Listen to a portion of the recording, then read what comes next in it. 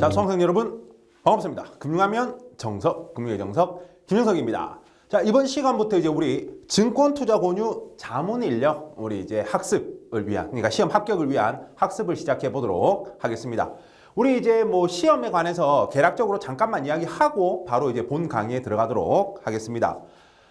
우리 이제 먼저 이제 우리 좀 보신 분들은 알겠지만 본 시험은 총 100문항이 출제가 되고요. 이제 2시간, 그러니까 120분 동안 시험을 치는 시험입니다. 그래서 대부분 거의 이제 지금 금융투자협회에서 치는 자격증이 대부분 그렇죠. 100문항 120분이라서 한 1분에 한 문항 정도 이제 우리가 풀고 이제 20분 동안 검수하고 이제 뭐 답안지 제출하면 되는 뭐 이제 그런 시험입니다. 근데 우리가 여기서 좀 약간 알아볼 수 있는 게, 그러면 1분의 평균 한 문제니까 막 그렇게 어려운 문제, 그러니까 시험 난이도를 우리가 한번 생각해 볼 수가 있는 거죠. 그러니까 막 너무 어려운 시험 문제라든지 아니면 또 너무 쉬운 시험 문제라든지 이런 것만 나오는 게 아니라 좀 이제 골고루 이제 섞여 있다. 하지만 이제 전체적인 난이도는 뭐 그렇게 많이 어렵지는 않다. 우리가 뭐 다른 시험 있잖아요. 뭐 사자 들어가는 시험 그런 거에 비해서는 당연히 이제 어렵지 않다라고 생각하시면 될 것 같습니다.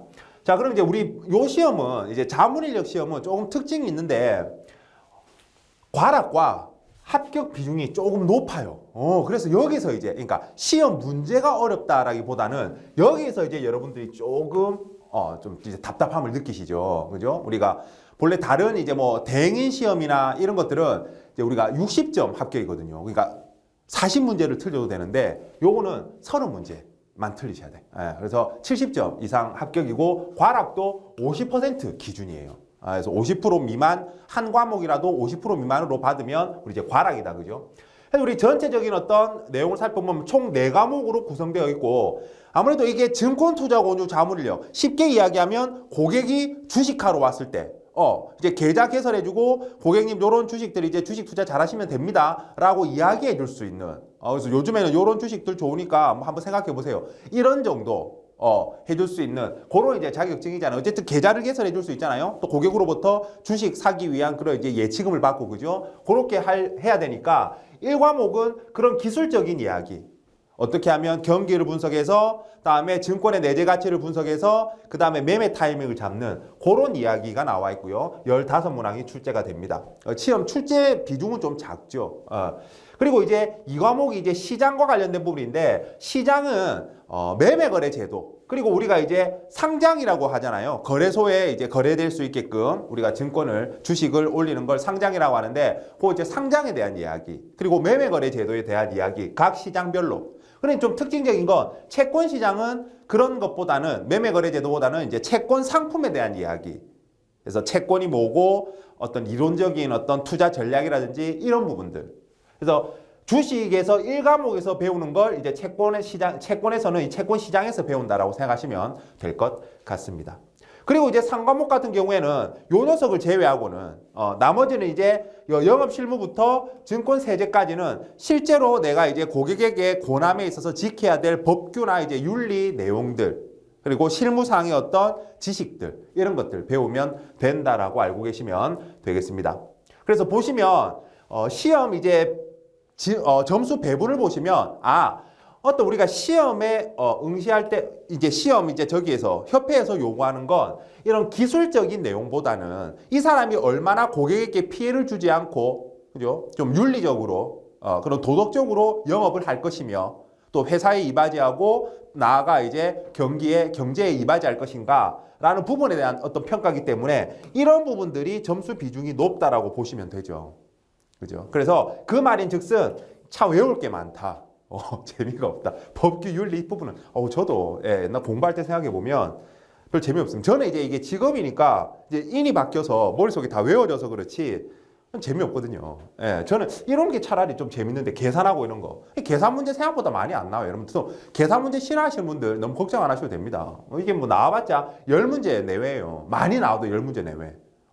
그러니까 계산 문제는 한 반도 못 맞춰도 괜찮아요. 반도 못 맞춰도 우리가 70점 이상 합격이니까. 그리고 이 강의는 여러분들 우리가 이제 그 시험에 나올 수 있는 범위 내에서 시험에 정말 잘 나오는 다년간의 경험으로 정말 시험에 기출된 내용 그리고 또 나올 만한 내용 위주로 뽑아서 한 어떻게 보면 이제 요약 정리 강의다라고 보시면 되는 거죠. 그래서 효율적인 쉽고 빠른 합격이 목표이기 때문에 뭐 전체적인 내용을 다 다루진 않습니다. 한 80% 정도 다룬다라고 생각하시면 한 80% 정도 다룬다라고 생각하시면 될 것 같아요. 그래서 합격이 목표니까 너무 깊게 공부하지 마시고 쉽고 빠르게 이제 그런 이제 강의니까요. 그걸 또 염두에 두시고 학습을 하시면 좋을 것 같습니다.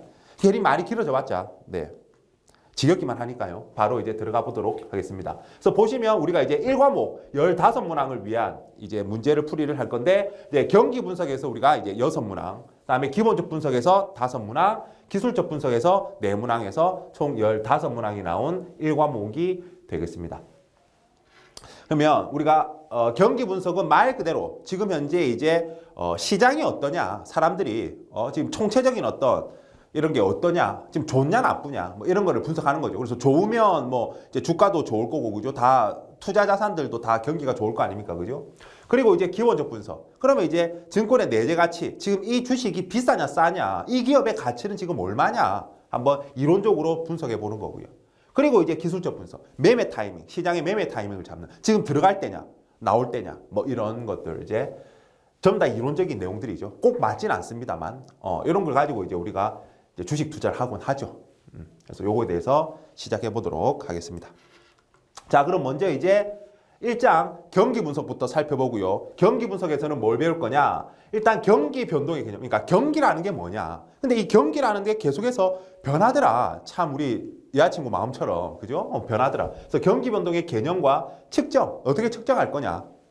그리고 이런 경기 변동에 대해서 좀 이론들을 많이 예전부터 학자들이 많이 이야기를 했어요. 그리고 시대별로 그 이론들이 조금씩 변했죠. 왜? 이제 시간이 지나다 보니까 이 이론은 안 맞아. 그럼 새로운 이론이 이제 지지를 받고, 또 시간이 지나니까 이 이론이 안 맞아. 그럼 또 새로운 이론이 지지받고, 그러면서 해서 여기 뭐 케인즈 학파, 뭐 옛날에 고전 학파, 케인즈 학파, 그다음에 통화 학파. 근데 이제 고전 학파는 시험 범위에 들어가지 않고요. 케인즈 학파, 통화 학파, 새 케인즈 학파, 새 고전 학파, 뭐 이런 학파에 대한 이야기. 그리고 경기 안정화 정책. 그래서 정부가 이제 우리가 어떤 조세 정책이나 재정 정책을, 그러니까 조세 정책, 그러니까 재정 정책이나 아니면 우리 금융 정책을 가지고 경기를 좀 조정하는데요. 그런 이제 경기 정책. 그리고 이제 우리 경기 예측 방법, 이런 부분들에 대해서 살펴본다라고 생각을 하시면 될 것 같습니다. 자, 그럼 이제 우리 먼저 경기 분석 1번 증권 분석의 개요부터 한번 살펴보도록 하겠습니다.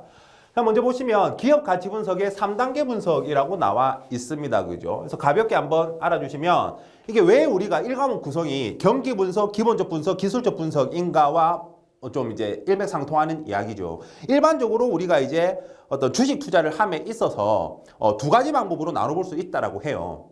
그 첫 번째 방법이 뭐냐라고 하면 일단 지금 주식 투자를 할 때냐라는 거죠. 한마디로 이야기해 보면. 주식 투자를 할 때냐. 그래서 지금 사람들이 다 좋아. 막 지금 경기 막 물어봐도 막 좋다 하고 막 소비도 많이 하려고 하고 막 그래요. 그러면 소비를 많이 하려고 한다고 사람들이? 그러면 결국 소비를 많이 한다라는 것은 기업들의 매출이 늘어난다. 그 기업들의 매출이 늘어난다는 것은 기업들의 이익이 많이 늘어난다. 결국 기업들이 커지고 돈을 많이 버니까 기업들의 주가는 가치는 올라갈 수밖에 없다. 그죠? 시장 가치는 올라갈 수밖에 없어. 주가가 올라간다는 거잖아요. 그럼 이제 주식이 투자해야 되겠다. 이렇게 되는 거죠. 그래서 먼저 이제 경기를 한번 이제 분석해 보는 거죠. 경기가 안 좋다. 사람들이 돈이 없는데 투자는 뭐 투자예요. 그럼 이제 주가 떨어질 거 아니에요. 그죠? 네, 이런 것들. 그래서 먼저 경기를 분석하고, 즉 경제를 분석하고, 그 다음에 자, 그러면 좋아. 지금 이제 주식을 할 때야. 라고 이제 판단을 했어요. 그러면 이제 산업 중에서도 더 좋은 산업이 있을 거 아닙니까? 그죠? 뭔가, 우리가 코로나가 터졌을 때는 이제 바이오 산업이라든지, 아니면 또 이제 테슬라가 막 이렇게 치고 올라갈 때는 이제 그런 테슬라가 가니까 자동차 아니면 이제 배터리, 2차 배터리 관련주들 막 올라가고 그러잖아요. 그러니까 그런 이제 산업들, 어떤 산업이 지금 좋지? 경기 민감주가 좋은가? 아니면 경기 방어주가 좋은가? 성장주가 좋은가? 중소형주가 좋은가? 이런 것들 한번, 그죠? 큰 섹터를 한번 생각해 보는 거죠. 그리고 이제 산업 분석을 하는 거죠. 산업 분석. 산업 분석. 그래서 만약에 그러면 내가 자동차 관련 주에 좀 투자를 해야 되겠다. 그 산업이 좋단다. 아니면 뭐 IT 산업이 좋단다. 요새 IT네. IT 산업이 좋다. 이렇게 이제 만약에 판단했다면 이제 다음에 기업 분석. 그러면 IT 중에서는 뭐가 좋지? 뭐 우리나라 뭐 카카오가 좋은가? 네이버가 좋은가? 부터 해가지고 그죠? 판단해보죠. 그럼 뭐 일단 사람들이 카톡 많이 하니까 카카오지 뭐. 이제 이렇게 투자하는 방식을 우리는 어떻게 하냐? 위에서부터 아래로 내려온다라는 이야기를 해서 탑다운 방식이라고 이야기를 많이 합니다. 우리말로 하면 이제 하향식 내려온다라고 해서 탑다운. 반대로 그게 아니라 이제 바텀업 방식, 아래에서부터 위로 올라간다라는 것은 기업의 저평가 여부가 중요한 거죠. 이 회사는 실제로 A기업은 10,000원짜리인데 이게 왜 7,000원밖에 안 하지? 이상하다. 너무 싼데? 사람들이 뭔가 잘 모르네? 이거 곧 10,000원 될 거야. 물론 내 판단이다. 그죠? 그래가지고 실제로 샀는데 사람들도 와 진짜 싸네 해서 몰리면은 나는 이제 제가 10,000원에 파는 이런 형식의 어떤 이제 저평가 가치주 투자라고 하잖아요. 그죠? 어쨌든 그런 이제 저평가된 종목들을 이제 모으는 거죠. 그렇게 먼저 이제 모으다 보면은 어떤 군을 이루겠죠. 산업 군을 이룰 거고. 그죠? 그리고 이제 경제분석수 해서 역으로 이렇게 올라가는 걸 우리는 바텀업 방식이라고 합니다. 그래서 다시 정리해 보면 일단 경기를 분석하고 내려가느냐 아니면은 기업의 저평가 여부부터 해서 기업부터 이렇게 내가 이제 조사해서 쓸어 담느냐 요런 차이다. 그냥 가볍게 알아두시면 될 것 같습니다. 자, 그리고 이제 우리가 이렇게 우리가 이제 판단할 때 뭐 탑다운 방식이고 바텀 방식이고 판단할 때 일단 우리는 증권을 선택하게 될 텐데 증권을 선택할 때는 하나죠. 이 기업이 지금 싸냐, 적정 가격이냐, 뭐 앞으로 발전 가능성이 있느냐, 그죠? 지금 성장 가능성이 있느냐 이런 걸 판단하잖아요. 그래서 이거는 이제 우리가 기본적 분석을 통해서 뒤에서 배울 기본적 분석에 대해서 우리가 살펴보는 거죠. 그래서 기업의 이론적 가치가 뭐냐? 우리가 대표적인 이론이 이제 그 고든의 배당 평가 모형이다. 그죠? 그러니까 이 회사는 배당을 이만큼 주기 때문에 가격이 이 정도면 돼. 뭐 이런 식으로 하는 부분이고요. 다음에 이제 매매 시점 결정은 이제 우리가 기술적 분석이라고 하는 그래서 어떤 차트 분석, 대표적으로 차트 분석인 거죠. 차트를 보고 사람들의 수요와 공급에 의해서 결국 시장 가격이 결정된다라고 가정을 하고, 그죠? 그러니까 사람들이 살려고 하면 주가가 올라갈 거고, 팔려고 하면 주가는 떨어질 거다라는 부분이죠. 이런 이제 심리적인 부분. 그러니까 우리가 기본적 분석은 이런 심리적인 부분이 반영이 안 되거든요. 그냥 기업의 매출, 이익이라든지, 그죠? 그러니까 즉 재무 상태표라든지 손익계산서, 현금흐름표 이런 걸 갖다가 보고 이 회사를 이제 이론적으로 가치를 분석해내는 거기 때문에 사람들의 심리 상태는 들어가지 않아요. 근데 이제 기술적 분석은 그 수요 공급, 그 사람들의 심리가 반영된 그런 수요 공급을 참고로 해서 차트를 분석하는 거죠. 그래서 과거에 이런 모양이, 이런 패턴이니까 뭐 이제 올라갈 거야. 아니면은 지금 추세가 쭉 계속해서 올라가고 있잖아. 그래서 잠깐 떨어지더라도 이건 지금 잠깐 떨어진 거야. 지금 계속해서 올라가고 있는 추세이기 때문에, 분위기이기 때문에 계속 올라갈 거야. 계속 홀딩하자. 뭐 이런 식으로 판단할 수 있는 기술적 분석이라는 거죠. 그래서 보면 우리가 비교하는 게 시험에 자주 출제가 됩니다. 그래서 이거 비교하는 거 좀 잘 알아두시면 기본적 분석은 내재 가치가 높은 기업의 주가는 그렇지 않은 기업의 주가보다 높아야 한다는 가정. 당연한 이야기죠. 그죠? 그래서 내재 가치라든지 본질 가치를 분석하는 거다. 그래서 이걸 가지고 종목 선정에 이용한다. 그래서 장기 투자에 잘 활용이 되겠죠. 그죠? 반면에 이제 기술적 분석은 주가는 수요와 공급에 의해서 결정되고 수급은 투자자들의 심리 상태에 의해서 결정되더라. 막 좋다 이러면 막 와 몰리고 그죠? 안 좋다 이러면 툭 떨어 뭐 팔고 막. 그래서 과거의 주가 움직임을 파악한다. 그래서 추세나 패턴 같은 것들, 추세 분석, 패턴 분석 이런 것들을 이제 기술적 분석에서 배우거든요. 차트를 가지고. 그래서 단기적인 어떤 매매 시점 결정에 이용하는 부분이다. 이렇게 알아두시면 되겠습니다. 일단 기본적으로 기초적인 어떤 증권 분석 이제 이 부분에 대해서 우리가 이제 자세하게 배운다라고 생각하면 되는 거죠. 자, 그럼 이제 우리가 두 번째 2번 경기 분석 이제 본격적으로 한번 살펴보도록 하겠습니다. 자, 이제 경기 변동의 개념과 측정 먼저 한번 보면 자, 경기라는 것은 한 국가 경제의 전반적인 활동 수준의 좋고 나쁨을 나타내는 것이다라고 보시면 되겠습니다. 그러니까 전체적으로 총체적인 어떤 내용인 거죠. 그래서 사람들이 지금 먹고 살만하다, 요새 경기가 안 좋다 이러면 전체적으로 먹고 살기가 힘들다 이런 표현인 거죠. 그죠? 그래서 다시 한번 한 국가 경제의 전반적인 활동 수준의 좋고 나쁨을 나타내는 것을 우리가 경기라고 한다. 근데 이러한 경기는 일정한 패턴을 가지고 이제 주기적으로 반복하더라라는 거죠. 즉 올랐다가 떨어졌다가 하더라는 겁니다. 주기적이란 말은 똑같이 움직이는 게 아니라 올랐다가 떨어졌다가를 반복하더라라는 거죠.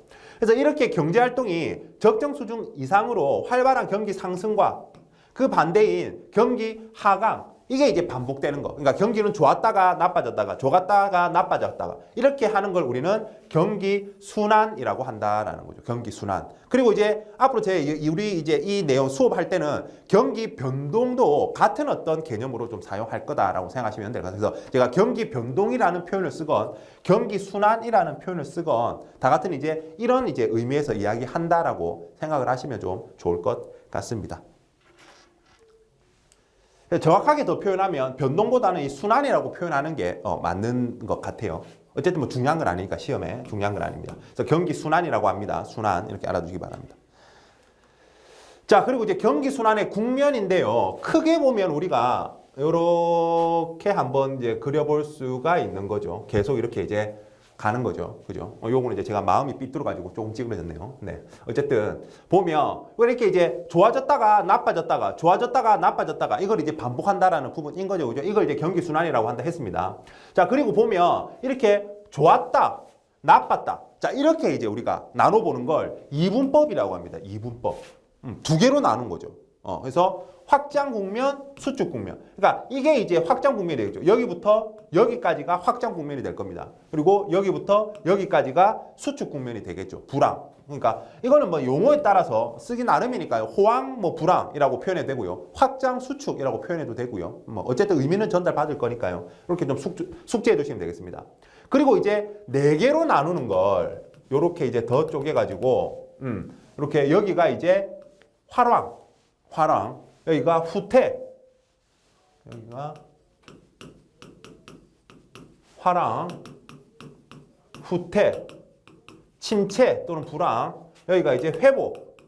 이렇게 네 개로 나누는 걸 우리는 사분법이라고 합니다. 근데 사실 말이 화랑이고 후퇴고 침체고 회복이지 사실 구분하기 힘들어요. 그래서 보시면 최근에는 주로 뭘 사용해요? 이분법을 사용한다라고 알고 계시면 되겠습니다. 좋고 나쁨 이런 거지 뭐 네 개로 어떻게 정확하게 판단이 힘들거든요. 우리가 이론적으로 이렇게 이야기하고 있지만. 그죠? 근데 이제 사분법은 그 안에 내용을 잠깐만 살펴보면 그래서 화랑일 때, 좋을 때죠. 그래서 생산이라든지 소비, 고용, 투자 이런 것들이 다 좋을 때입니다. 다 누구나 다 좋은 거죠. 기업도 좋고, 우리 이제 일반 우리 가게도 좋고, 뭐 정부도 좋고, 뭐 다 좋아요, 다 좋아. 그래서 재고와 실업이 감소하고 물가와 임금을 상승하는 그죠? 계속해서 좋아지고 있으니까 그죠? 물가 그 투자를 계속하고 이러니까. 그래서 부동산도 뭐 임대 수요도 늘고 그러니까 막 임금도 상승하고 막 다 상승하고 다 좋아, 다 돈 버는. 그러니까 이제 화랑이라고 생각하시면 되고 이제 정점을 찍고 여기가 이제 우리 정점이라고 합니다. 꼭대기 정점. 그럼 여기는 뭐라고 하겠어요? 저점이라고 하겠죠. 예, 맞습니다. 저점이라고 합니다. 그리고 이 정점에서 저점까지를 우리는 뭐라고 하느냐라고 하면 순환 진폭이라고 합니다. 순환 진폭. 진폭입니다. 정점에서 저점 이런 거 시험에도 옛날에 나왔어요. 정점에서 저점 진폭. 그리고 정점에서 그 다음 정점이나 아니면 저점에서 그 다음 저점까지를 우리는 뭐라고 하느냐 순환 주기라고 합니다. 사이클이라고 하는 거. 이게 한 사이클인 거지. 한 사이클. 순환 주기. 그래서 정점에서 정점 또는 저점에서 그 다음 저점까지를 주기. 그러니까 이거 말장난하기 좋죠. 정점에서 저점까지는 진폭. 그죠? 시험에 이런 걸로 말장난 나오니까 조심하시고. 그리고 이제 후퇴, 이제 정점을 찍고 이제 좀 이제 떨어지기 시작하는 거죠. 점점 이제 생산 활동이 축소되면서 기업 이윤이 조금씩 감소하기 시작하는 단계입니다. 후퇴, 좀 이제 안 좋아지기 시작하는 거죠. 그다음 이제 침체는 이제 완전 이제 꼬라 박는 시기죠. 그래서 기업 이윤은 격감하고 기업 도산이 증가하는 시기다. 그래서 우리가 침체 초기 단계에 보면 이제 점점 뭐라고 할까? 초기에 이제 기업 입장에서 보면 재고가 늘어나는 거죠. 재고가 늘어나니까 이쯤에서 보면 이제 재고가 너무 늘어나니까 안 되겠다. 좀 안 좋구나. 그럼 생산량을 줄이자. 그럼 생산량을 줄인다는 건 뭐예요? 곧 고용을 줄이고. 그죠? 고용을 줄인다는 것은 실업이 막 증가하고.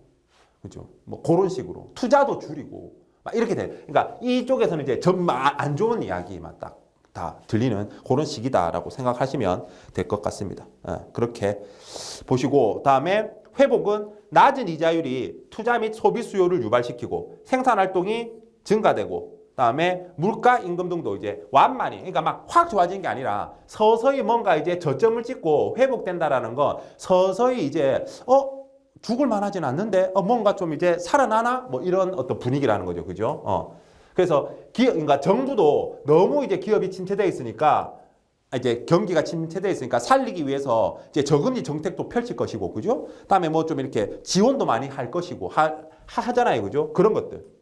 그런 것들이 이제 효과를 조금씩 발휘해가지고 뭔가가 이제 살아나기 시작하는 그런 단계를 우리가 회복 단계라고 한다.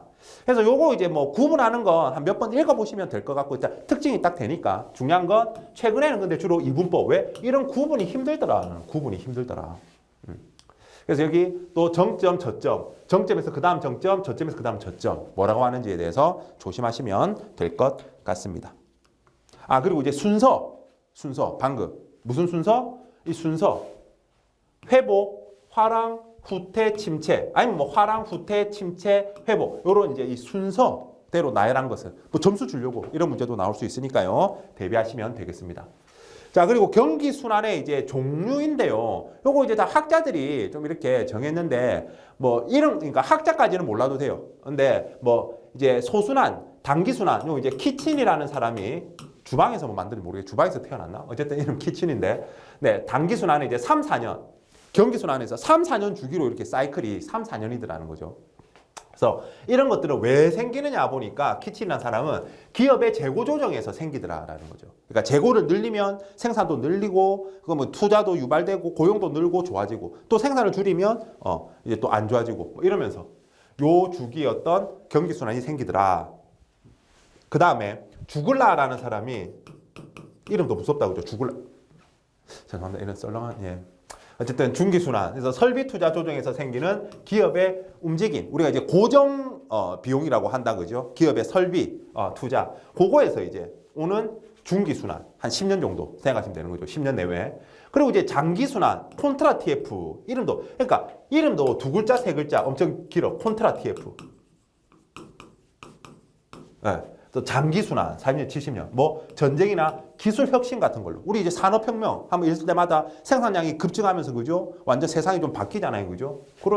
그런 어떤 순환 사이클은 요런 이유 때문에 생기더라. 가볍게 그냥 한번 읽어두시면 될 것 같습니다.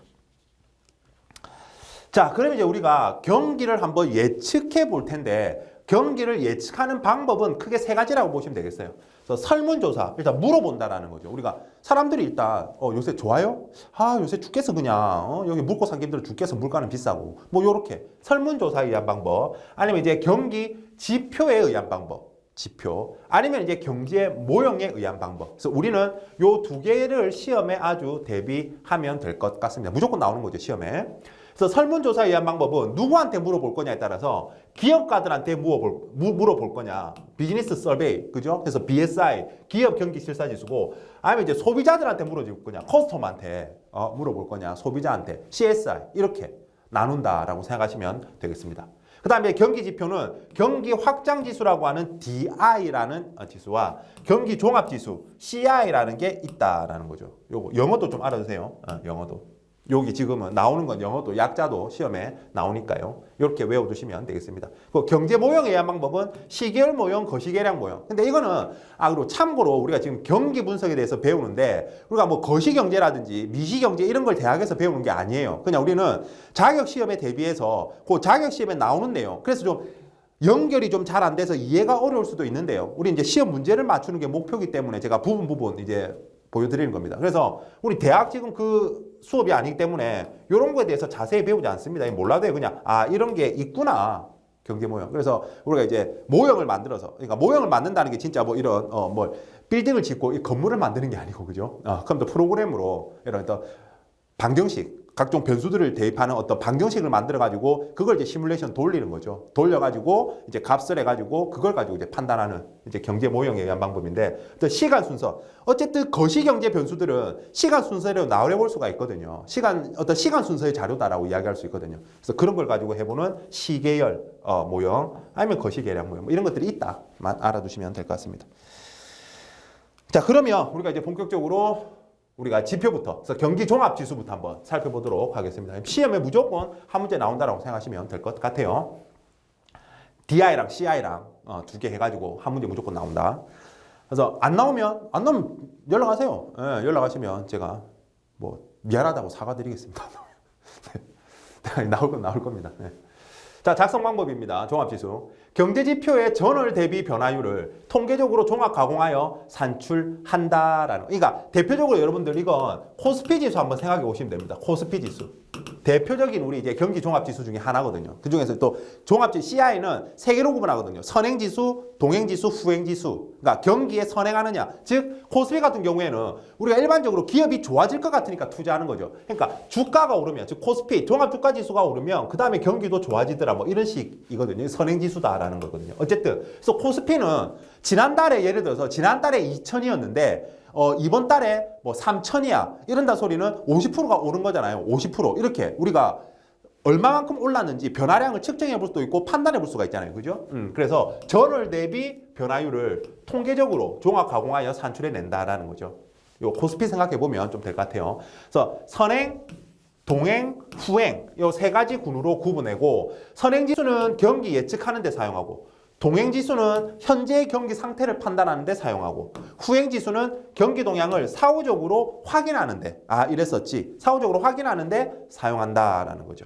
그리고 이제 해석은 뭐 쉽죠, 그죠? 전월 대비 증가율이 플러스라면, 그러니까 전월 대비 올랐으면 경기가 좋아진 거고, 그러니까 코스피 지수가 지난달에 3천이었는데 이번 달에 3,100이다라고 하면 지난달보다 이번 달에 좋아진 거잖아요. 그죠? 좋아진 거다라는 거죠. 그러니까 예측해 볼 때 주가 올랐으니까 경기도 좋아질 것 같다 이렇게 예측해 볼 수 있는 거죠. 그렇게 사용한다라는 거죠.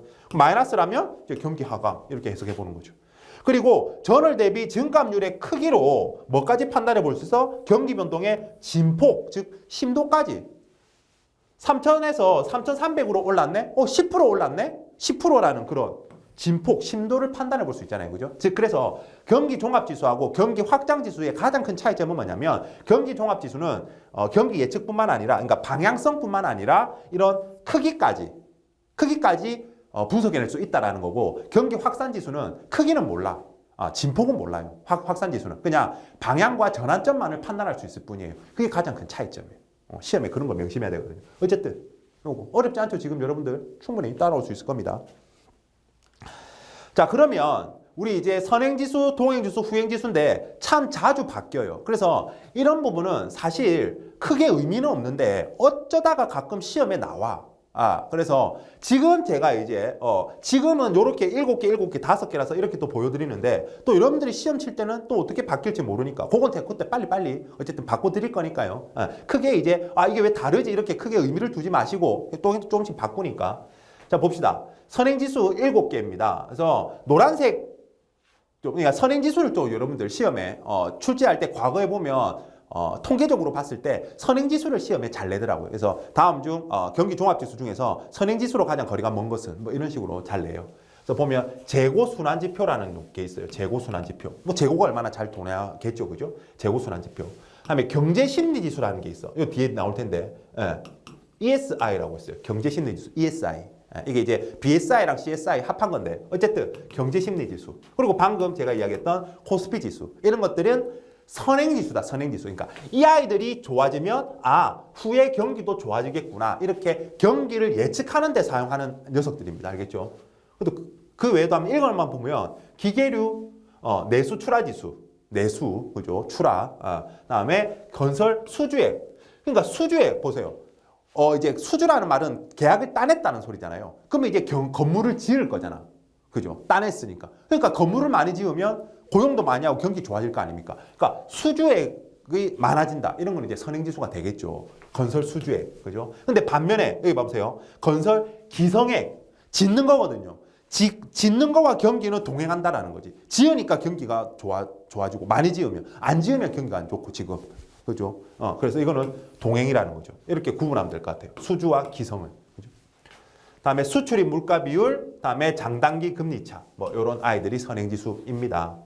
그리고 이제 동행지수, 뭐 광공업 생산지수, 다음에 서비스업 생산지수, 그러니까 생산지수들, 그죠? 도소매업 제외하고, 그러니까 아까 말했던 건설 기성액, 다음에 소매 판매 지수라든지 내수 출하지수, 요거 이제 기계류와는 다르다 그죠? 그냥 내수 출하지수, 수입액, 다음에 비농림업 취업자 수, 그러니까 어떤 도시, 공장에 취업하는 사람들 수겠죠, 그죠? 취업자 수. 다음에 생산자 제품 이제 재고 지수, 다음에 소비자 물가 지수 변화율 서비스, 소비재 수입액, 다음에 이제 그냥 취업자 수. CP 기업업입니다. 그죠? 유통 수익률. 이런 것들이 이제 후행 지수다.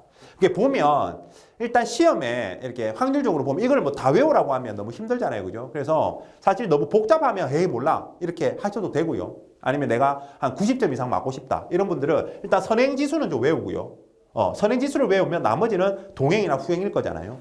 그래서 나머지는 뭐 이제 틀린 거 찾아낼 수 있을 거니까 요거 7개 좀 외우는 걸 추천드리고, 그리고 기본적으로 이렇게 외우면 이런 것들을 이제 구분할 수 있잖아요. 그죠? 생산이란 말이 들어가면 거의 동행 지수잖아요, 지금. 동행 지수. 그죠? 생산이란 말 들어가면. 그리고 건설 기성액하고. 다음에 후행 지수, 취업자 수 이런 거는 좀 그죠? 요거하고 요. 그래서 제가 노란색은 시험에 나온 적이 있어서 이제 체크해 드린 거고요. 나머지도 뭐 이렇게 좀 여러분들이 이제 이건 너무 개인들의 어떤 그 학습 방법이 너무 다르니까 어쨌든 제가 요 정도 저는 알려드리도록 하겠습니다. 자, 그러면 이제 우리 다음으로 DI 확산 지수입니다. 시험에는 요게 더 많이 나오는 것 같아요. 확률적으로는. 어쨌든 확률적으로 그렇다고 뭐 이게 무조건 나온다는 게 아니라 거의 두 개가 삐값 한 6대4 정도? 6대4 정도 비율이라고 보시면 되겠습니다. CI하고. 근데 어쨌든 비교하는 거 시험 문제가 너무 잘 나오고 그거. 사실 제일 잘 나오는 거는 두 개 비교. 아니면은 이거. 아니면 또 CI. 이렇게 보시면 되겠어요. 순서가. 자, 정의. 경제지표 간의 변화 방향만을, 그러니까 중요한 말은 요거. 그죠? 변화 방향만을 종합하여 지수화한 것으로 경기 국면을 판단하고, 지금이 확장 국면이냐, 다음에 수축 국면이냐, 이런 판단, 다음에 예측, 그리고 경기 전환점, 정점이냐, 저점이냐, 요거 파악하기 위한 경기 지표다. 그래서 진폭, 크기는 모른다라는 겁니다. 식은 참고로 그냥 제가 자랑하려고 보여드리는 거고 몰라도 됩니다. 식은 몰라도 되고, 뭐 계산하라 이런 문제 안 나오니까. 자, 해석, 이 중요하죠, 해석. 50이 기준, 즉 DI는 0에서부터 100의 값을 가진다라는 거죠. 0에서부터 100의 값을 가진다. 그래서 50이 중앙이다라는 거죠. 50이 중앙이다. 경기 전환점. 그래서 50 이상이면 DI 값이 50 이상이면 확장 국면. 그리고 50 이하면, 50 미치면 수축 국면이다. 이렇게 판단한다라는 거죠. 50보다 크면 확장, 50보다 작으면 수축. 여기서부터 배의 값을 가진다. 그래서 유용성. 경기 변동의 진폭, 즉 속도는 측정하지 않고 변화 방향만 파악한다. 그래서 경기 국면이나 전환점 파악에 이용한다라는 거죠. 그래서 한계가 뭐냐면 매우 중요한 문장입니다. 경기 순환의 심도를 나타내는 지표가 아니기 때문에 DI가 100일 때의 경기 확장 속도가 70일 때보다 1.4배 빠르다고 할 수 없다라는 겁니다. 즉 40에서 60이 되었다고 해서 경기가 50%더 좋아졌네라고 할 수가 없다란 말입니다. 할 수 있다라고 하면 틀려요. 알겠죠? 이게 시험에 제일 잘 나오는 문장입니다. 할 수 없다라는 부분입니다. 할 수 없다. 그냥 이거는 경기가 수축 국면에서 확장 국면으로 바뀌었네. 수축 국면에서 확장 국면으로 바뀌었네. 그러면 이때의 50은 저점이었구나. 이렇게 이제 우리가 한번 이야기해 볼 수 있다는, 확인해 볼 수 있다는 거죠. 이제 경기 이제 전환점이 이게 저점인지 정점인지 확인해 볼 수 있고 뭐 이 정도지 크기는 모른다라는 겁니다. 제가 목록표 말씀드렸습니다. 중요하기 때문에 시험에 잘 나온다 말씀드렸습니다. 자, 그러면 이 녀석도 우리가 이제 종류 크게 세 가지 혹은 그냥 개념 연결할 수 있으면 되겠습니다. 역사적 확산지수, 그러니까 H가 히스토리라고 생각하면 되겠죠, 그죠? 그래서 역사적 확산지수 HDI, 예측 분석에 사용하지 않는다. 예측 분석 이거는 역사적, 그러니까 과거 데이터. 그래서 과거 기준 순환위를 추적하는 데만 이용한다. 이렇게 그냥 알아두시면 되겠어요. 요 정도만. 그다음에 당면적 경기 확산 지수는 이제 일반 DI 개념과 동일한 녀석이고, 그다음에 이제 누적 경기 확산 지수 CDI라고 해서 DI의 월별 변동폭이 심할 경우 보완적으로 사용하는 지수가 되겠습니다. 보완적으로 사용하는 보완 지표다. 그래서 경기 전환점을 확인하는 용도로만 사용한다. CDI 이렇게 됐죠? 요거 세 개가 있다. 그냥 봐두시면 되겠습니다. 자, 이렇게 하면 이제 우리가 지표에 대해서는 이야기를 다 했고요. 경기 지표에 대해서는. 자, 다음으로 이제 우리는 이제 설문조사에 의한 방법. BSI와 CSI 있었다, 그죠? 그거에 대해서 살펴보도록 하겠습니다. 그것도 시험에 거의 한 문제라고 생각하시면 됩니다. BSI, CSI 해가지고. BSI 물어보는 거죠. 누구한테? 기업가한테 물어봐서 얼마부터 얼마의 값을 가지냐? 얘는 0에서부터 BSI, CSI도 마찬가지입니다. 200의 값을 가집니다. 그럼 기준이 얼마겠어요? 기준이 100이 되겠죠. 어떻게 100을 만드느냐? 식을 보시면 우리 이제 전체 응답자 수 전체 응답자 수분에 긍정으로 응답한 사람 빼기 부정으로 응답한 사람 곱하기 100, 100분율이거든요. 근데 더하기 100을 해, 여기다가. 요것 때문에. 즉, 예를 들어 보세요. 예를 들어 볼게요. 보세요가. 예를 들면 안 되지. 저한테 내가 들어드려야지. 자, 예를 들어 드리면, 만약에 물어봤는데 전부 다 좋대. 뭐 그럴 일은 잘 없겠다, 그죠? 어쨌든, 100명한테 물어봤는데, 100명이 다 좋다 그랬어. 안 좋다고 한 사람 한 명도 없어. 그러면 이거는 뭐예요? 100분의 100이니까, 100% 더하기 100 하니까 최대값이 200인 거죠. 그러니까 다 좋다고 하면 200인 거죠. 그죠? 근데 반대로, 다 안 좋다고 했어. 다 안 좋다고 했어. 그러면 이거 얼마예요? 마이너스 100이 나오잖아요. 그죠? 그러니까 마이너스 100 더하기 100 하니까 0이 되죠. 그러니까 마이너스 값 안 만들려고 요 녀석을 이제 넣어둔 거죠. 그죠? 그래서 어쨌든 0이 최저 200. 그러니까 중간에 50대 50이면 이 녀석이 0이 되니까 100만 있으니까 그죠? 반반이면은 100의 값이 나오는 거죠. 그래서 기준치는 100이다. 100. 그래서 아까 DI하고 헷갈리지 마세요. DI는 여기서부터 100의 값을 가지기 때문에 기준치가 50이다. 그죠? 이런 것도 섞어서 시험 문제 내죠. 그래서 100을 초과할 때는 좋다. 호전으로 표시한 업체가 많음을 나타낸다라는 거죠. 그래서 식은 이거는 뭐 이 식이나 이 식이나 똑같습니다. 왜요? 라고 물어보면 진짜 곤란합니다. 제가. 왜요? 라고 물어보면. 그죠? 이 비율, 그죠? 더하기 100. 그래서 요 더하기 100이 있다라는 거죠. 요거는 계산 문제로도 정말 가끔 나옵니다. BSI 얼마냐? 사실은 점수 주려고 사실 낸 거지. 전체분의 긍정 빼기 부정 곱하기 100 더하기 100 하면 되는데 계산기. 그죠? 있으니까 어차피. 자, 그러면 이렇게 BSI 넘어갑니다. 그 다음에 이제 CSI. 그리고 이 BSI나 CSI나 이건 역시 그냥 지금 경기가 어떤 확장 국면이냐 수축 국면이냐 이런 것만 판단하는데 좋겠죠. 지금 얼마나 좋아지고 뭐 이런 거 크기 이런 거는 안 되겠죠. 그죠? 안 됩니다. DI와 유사하다라고 생각하면 될 것 같아요. 이게 우리가 이제 사용하는 어떤 유용성 부분에서는 실제 CI는 어쨌든 BSI와 유사한데 물어보는 사람이 다르다라는 거죠. 근데 이제 소비자한테 물어보다 보니까 특징이 이제 우리 주머니 경기는 워낙 좀 민감하죠. 그러니까 안 좋을 때 더 사 먹을 것도 없고 막 이런 이제 하잖아요. 그래서 경기 수축기에 안 좋을 때 BSI보다 선행하는 특징. 왜? 일단 내 주머니에 돈이. 그러니까 회사는 어렵기 전에 좀 사람을 자르고 이래버리면 내가 그죠? 뭐 이렇게 돼버리니까 살기 힘드니까 BSI보다 경기 수축기에 선행하는 특징이 있어서 경기 수축 국면이나 경기 저점을 예측하는 데 유용한 지표더라. 요 문장. CSI는 알겠죠? BSI보다 경기 수축기에 좀 선행하는 특징. 그래서 경기 수축 국면과 경기 저점을 예측하는 데 유용하다. 그럼 이거 반대로 이야기하면 틀리겠다. 그죠? 자, 그리고 이제 우리 경제 심리 지수 ESI라는 거 경제 이코노미 그래서 이다. 그죠? 그래서 기업과 소비자의 경기 상황을 종합적으로 반영하기 위해 산출하는 지표다. 그래서 합친 거. 그러니까 BSI와 CSI를 합친 거. 합성해서 산출합니다. 산출도. 이것도 100을 기준이다. 장기 평균. 100을 기준으로 크면 이제 100보다 크면 좋은 거고 아니면 이제 수축 국면인 거고 뭐 이렇게 판단한다라는 거죠. 자, 이렇게 한번 이야기해 볼 수가 있겠습니다. 자, 그 다음에 이제 측정입니다. 측정. 경기 순환의 측정할 때.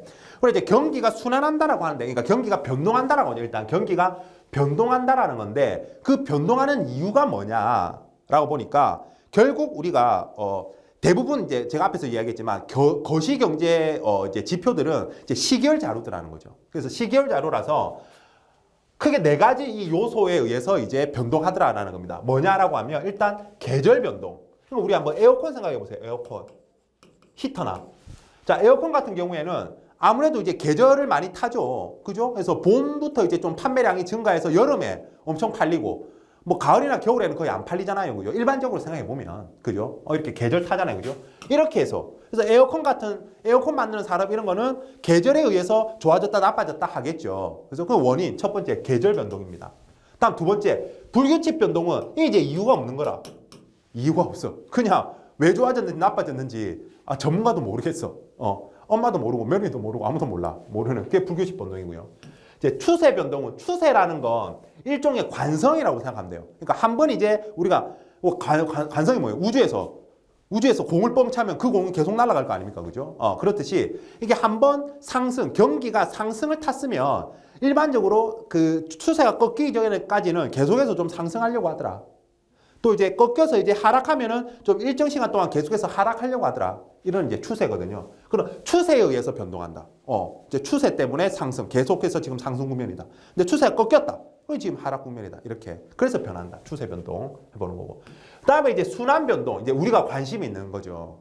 그래서 제가 이 순서대로 좀 쓴 이유는 요것 때문입니다. 개불추. 앞에만 따면 개불추라고 하죠. 개불추. 요거를 이제 빼버리는 거죠. 삭제시킵니다. 변수에 요 값을 빼는 거지. 요 값을 빼고 우리는 요 순환 변동치만을 사용하는 거죠. 그렇게 해서 측정하는 게 이제 경기 순환이 돼. 우리가 관심 있는 거는 이거면 우리가 관심 있는 거. 그래서 우리가 경기 순환 나에 보면 측정을 위하여 일단 계절 및 계불부터 제거 후에 추세 순환 변동치를 사용하는데 우리나라 옛날에 이제 60년, 70년, 80년대처럼 6, 70년대처럼 엄청 경제 성장 속도가 빠른 경우 있죠. 경제 성장 속도가 빠른 경우에는 이 추세 변동치도 얘를 따라가지를 못하니까 정확한 값을 나타내지를 못하더라는 거죠. 그래서 요거까지 빼는, 즉 개불추를 빼는 거지. 경제 성장 속도가 빠를 때는 개불추를 제거한 뭐만 사용해? 추세 변동, 아니 순환 변동치를 사용하는 게 맞더라라는 겁니다. 순환 변동치를 사용하는 게 맞더라. 이렇게 두 개 좀 알아주시면 되겠어요. 다시 정리해 드릴게요. 여러분들이 알아야 될 문장은 일단 경기순환 측정 부분에서 알아야 될 것. 일단 결국 경기라는 자체가 거시경제 지표들은 시결자료라서 이런 네 가지 요소에 의해서 변동이 되더라. 네 가지 요소는 말씀드렸습니다. 계절 변동이 뭐고 뭔지는 말씀드렸고, 그 다음에 근데 우리가 측정을 위해서는 일단 계절 변동 궁금하지 않아? 아닐까? 불규칙 변동, 진짜 어쩔 수 없는, 재수 없어서 걸리는 이런 부분들이니까 궁금하지 않아. 이 두 개를 제거한단 말입니다. 제거하고 추세 순환 변동치를 사용하는데, 추세 순환 변동치를 가지고 우리는 경기 순환을 이렇게 측정하는데, 경제 성장 속도가 빠른 경우에는 우리나라 6, 70년대처럼 빠른 경우에는 이 추세 변동치도 들어오면 안 되더라. 그래서 개불추 이 세 가지를 다 제거하고 순환 변동치를 사용하더라. 이렇게 정리해 주시면 되겠습니다. 자, 그리고 이제 우리가 70년대 이후 우리나라 경기순환의 특징입니다. 이것도 가끔 시험 나오니까 대비를 해보면, 자, 실질 GDP의 국내 총 생산, 그죠? 도메스틱, 국내 총 GDP, 뭐 GNP, 뭐 이런 말들 있잖아요, 그죠? GNP, N은 이제 내셔널 국민 뭐 총 생산, GNP 하면 그렇게. 어쨌든 실질 GDP의 순환 변동치는 지속적이더라. 그래서 우리가 이제 GDP의 순환, 그러니까 딴 거는 다 GDP 값 중에서 이런 것들은 다 제거하고 순환 변동치만 딱 해가지고 어떻게 변하는지 그런 사이클, 경기 순환 사이클 이제 그 지표를 판단해 보니까 지속적이나 불규칙적이더라. 그러니까 계속해서 올랐다 떨어졌다라고는 하는데 그 진폭이라든지 그 주기의 어떤 길이라든지 이런 것들이 불규칙적이더라. 그래서 진폭은 규칙성이 없고 진동수도 일정하지 않더라라는 부분이고요. 다음 이제 경기의 비대칭성. 그래서 일반적으로 확장 기간이 수축 기간보다 길더라. 그러니까 오를 때는 이렇게 천천히 오르는 데 반해서 정점을 찍고 떨어질 때는 이렇게 급하게 떨어지더라라는 거죠. 일반적으로. 뭐만 빼고 제8순환만 빼고 8순환일 때만 빼고 이게 8번. 그래서 우리 지금 거의 뭐 경기 10순환 이야기하고 있거든요. 지금 이제 옛날 측정할 때부터 쭉 보면. 그래서 8순환 빼고는 확장 기간이 길고 수축 기간이 짧더라. 경기의 비대칭성. 그다음에 우리 경제의 변동성은 1980년대 들어서 그 이전보다는 크게 감소했더라. 그죠? 이제 이게 쉽게 이야기하면 뭐 개발도상국과 선진국의 차이라고 생각해 보면 되는 거죠. 그죠? 우리 이제 성장 속도가 좀 줄어들잖아요. 그렇다고 우리나라가 뭐 선진국이라고 하기에는 좀 부끄럽긴 한데 어쨌든 선진국 가깝게 있으니까 개발도상국은 아니니까 또. 그죠? 변동성이 감소하더라. 그래서 전기간에 걸쳐 가장 큰 영향을 미친 요인은 건설 투자더라. 우리나라 경기가 좋아지고 안 좋아지고는 이 건설, 뭐 옛날에 뭐 주택 100만 원 공급 이런 거, 아니면 댐 짓고 고속도로 건설하고, 박정희 대통령 시절도 이제 경부 고속도로, 그죠? 막 말도 많았지만 반대도 많았지만은 결국 해가지고 뭐 좋아졌잖아요, 그죠? 물류량도 그렇게 해서 이제 획기적으로 증가하고 이런 건설 투자와 함께했다라고 보시면 이제 되는 거죠, 건설 투자. 그리고 그 다음에 이제 해외 부분. 아무래도 우리나라는 수출로 먹고 살다 보니까 내수보다는 수출로 먹고 살다 보니까 이제 두 번째 요인은 해외 부분이더라. 특히 이제 1부터 4순환까지는 이 해외 부분에 이제 영향이 크더라. 컸더라. 이렇게 이제 우리가 이야기 큰 영향을 받았다라고 보시면 되겠습니다. 1순환부터 4순환까지는. 그러니까 초반에는 아무래도 수출로 좀 먹고 살았다라는 거죠. 우리나라. 우리나라는 뭐 안에 소비할 게 있어요. 먹고 살기도 힘든데, 그죠? 그랬다. 자, 그리고 이제 막 농업 생산의 영향은 미미했다. 그래서 총 생산에서 차지하는 비중이 꾸준히 감소하더라. 아무래도 우리나라 6, 70, 80년대, 90년대 생각해 보면 다 뭐 공업, 중공업이라든지 이런 것들로 우리나라가 이제 컸죠, 그죠? 뭐 전자산업, 뭐 산업, 이제 산업, 그죠? 그런 것들이었습니다. 그렇게 생각해 보시면 좀 연결이 될 것 같아요. 이렇게 여기는 이제 요 정도 살펴보시면 될 것 같아요.